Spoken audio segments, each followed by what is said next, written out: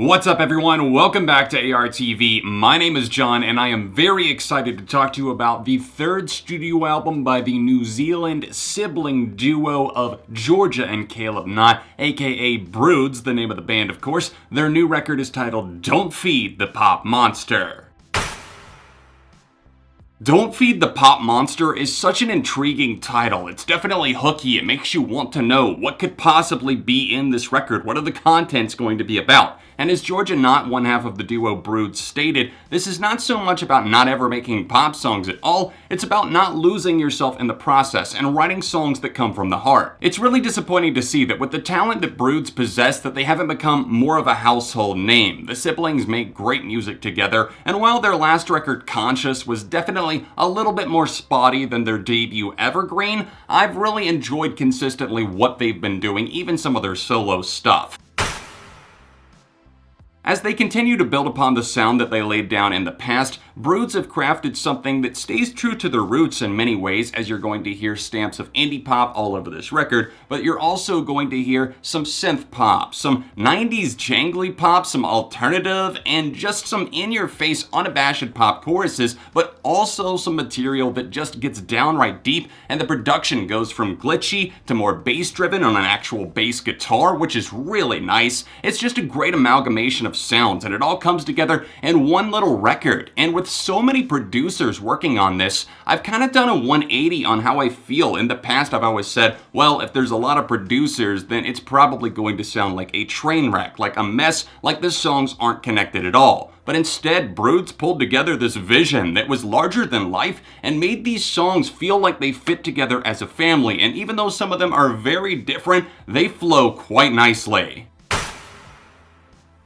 The biggest thing that I noticed about the record right away is that this album feels positive, and it feels like they're having so much fun putting the music together. They were inspired partially by their trips overseas, writing many of the songs from a treehouse in a foreign country, which is always an exciting thing. If you're getting inspired, if you're out, maybe not tied down to social media or thinking about, oh, how is our next record going to do, you write from a very genuine perspective. And as Georgia stated about these tracks, she was crying and also crying for laughter and other things while writing these tracks. And I definitely had tears come to my eyes through many of these, and some of them were because I was thinking of something so special, like the closing track Life After, that discusses what happens when we die. Are the people out there waiting for us that we've already lost? And it just puts such a warm smile on your face because it does feel very genuine, very raw, and very passionate. And then on the other hand, you've got something so catchy like Peach that makes you want to dance. And this should be on the Billboard Hot 100. It is that fun, it's that great of a pop song, and Broods are just continuing to kill it in that department. I think the introspective songwriting that gets downright deep and personal is fantastic. Point in case, the track that Caleb sung on for the first time ever, not backing vocals, I'm talking full-on leads from Caleb Knott from Broods on the track Too Proud, which honestly tugs at those heartstrings. My God, he's talking about sinking into this state of depression and then writes about it after he's pulled himself up from the mire. But the instrumentation there, the vocal layering, it's all so impressive, and I love what Georgia adds in the background. The production and instrumentation absolutely thrilled me throughout. This is one of those records where it is best experienced through some great headphones or else some sort of speaker system, because there is a lot at stake here. There is a lot to actually miss if you're not hearing all of those layers, whether it be a choppy synth line or some vocal layering, or maybe that guitar solo that comes in the middle of Dust, which just threw me for a loop, but I felt like I was soaring down a roller coaster. I just felt free.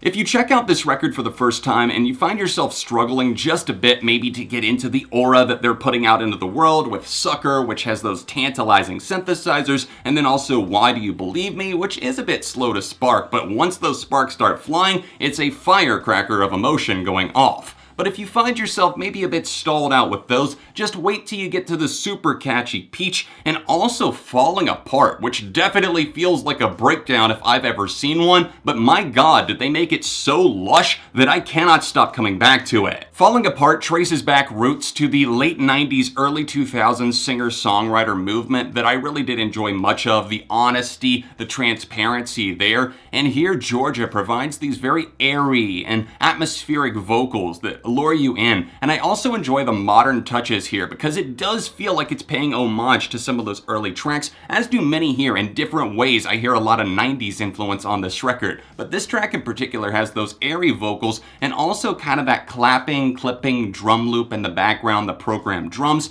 and it all really has this hook that you wouldn't expect. Calling to mind the 90s once again is the cut Old Dog, which is one of the more upbeat here. They obviously dropped a lot of singles before the album came out that did feel a little bit more up-tempo, and that's totally fine. I'm sure a lot of people thought that the entire record would be that way, and it's really not, but I think I appreciate it and cherish it that much more because it's not all butterflies and daydreams and everything's going peachy keen. Old Dog, however, takes on the perspective of somebody who's not going to take shit anymore, and it has this jangly, summery 90s spry beat. I'm sure a lot of people are going to listen to this and know exactly what artist I'm talking about when it reminds you of the na na na na na na na na. Moving on to the longest pair of songs on this record, we have first To Belong, which features a shifty bass in the background that does kind of have that nice pop and a nice crisp feeling to it. The production is very nice on this one. It is a bit lengthy, it can get tedious, and I didn't immediately fall in love with this one,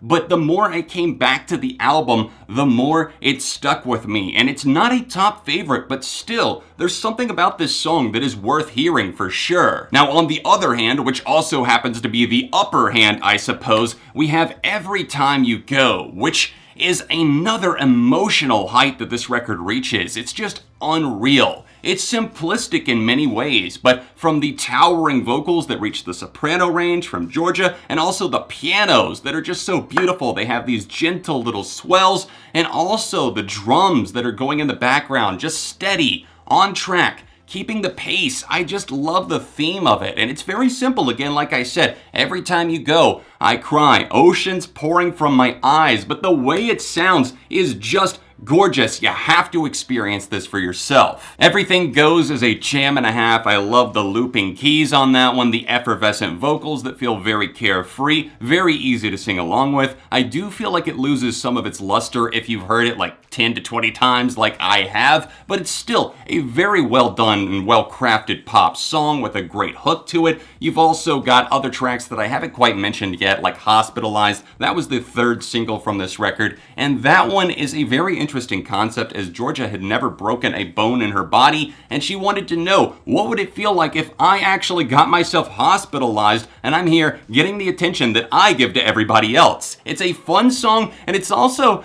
kind of a twisted one in some ways. I alluded to this earlier, but Dust has to be my top favorite on this record because what a quality, top-notch track. I'm talking, it just overwhelmed me. It was like a tidal wave sweeping me into this symphony of music. It's so beautiful. It has the theme of Alice in Wonderland, essentially Georgia pondering what would happen if I fell into this world. What if I left? And what if I just got swept away like dust? Would it even matter? And then it eventually, after starting off sounding kind of like an XX track, gets swept into this guitar solo that just hit me like a ton of bricks. I don't know why it made me emotional and almost tear up, but it totally did. Don't Feed the Pop Monster is a must-hear album and one of the best of 2019, an Album of the Year contender for sure. This is a fascinating listen that's going to take you up, it's going to take you down, but it's going to pull you back up because there's always moments of clarity and happiness that are just around the corner. This is a fascinating listen from a lyrical point of view, from a musical point of view, and even though there's a few slight diversions in there, it's really not enough at all for me to count off points at all. This is getting a perfect 5 out of 5. That's right, we have a flamethrower, a fireball coming in February already, 2019, off to a good start. Please, please, please check out this record for yourself. It is the bottom link in the description down below. Don't forget to drop a like on this review while you're here and subscribe to the channel for the love of music. And of course, if you want to see my other Broods reviews, you can tap the link in the description down below. There should be one right here in this outro screen, or you can tap here for another recent album that I loved. All of my social media can be found in the description, and other than that, I'll see you soon for more right here on ARTV.